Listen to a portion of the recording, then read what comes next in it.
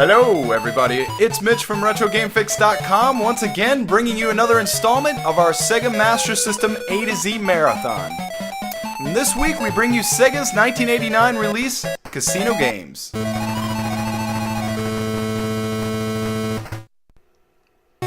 Now this was a game I played a ton of as a kid. My co-host from the GamingReset.com podcast owned this one back in the day, and I ended up borrowing it for months. Now, on the surface, this game looks like a lame attempt from Sega that probably wouldn't hold up.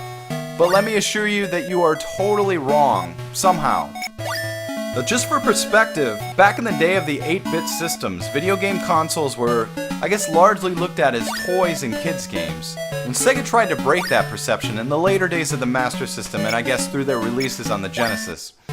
This game was looked at as being a bit more grown up and something adults would enjoy as well. You can't get much more standard than pretty much all of the games on this card. And with poker, you can choose from 4 different opponents, each with their own weak or strong personalities.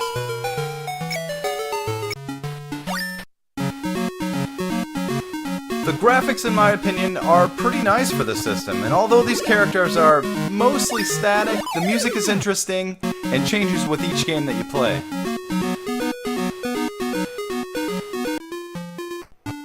I still to this day have no idea how Baccarat is played, or even if I'm pronouncing it correctly. You have practically no control over anything but the bet.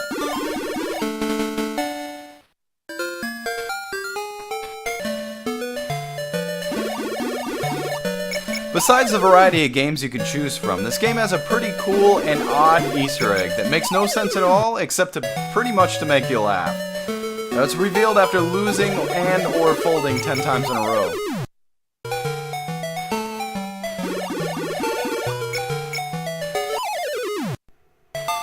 I mean, what the hell is that even supposed to be?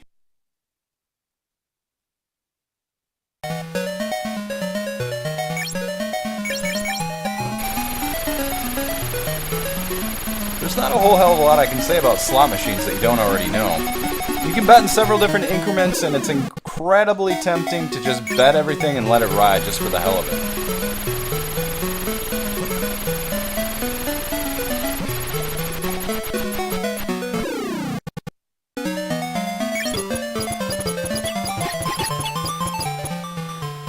The video pinball sounds like a way better idea than it actually was.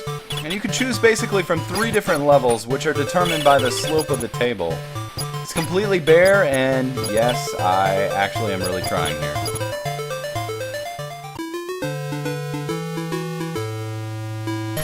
Probably one of the most satisfying aspects of this game, ironically, is when you bet your last dollar and you lose it. They really tried hard to make you feel like a loser.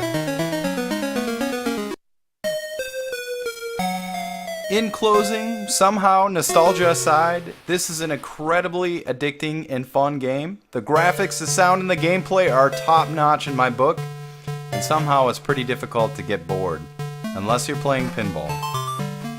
I kid you not, this one just defies logic in my book, and is on my list of Master System must-haves.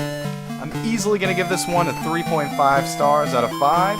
Encourage you to check it out for yourselves.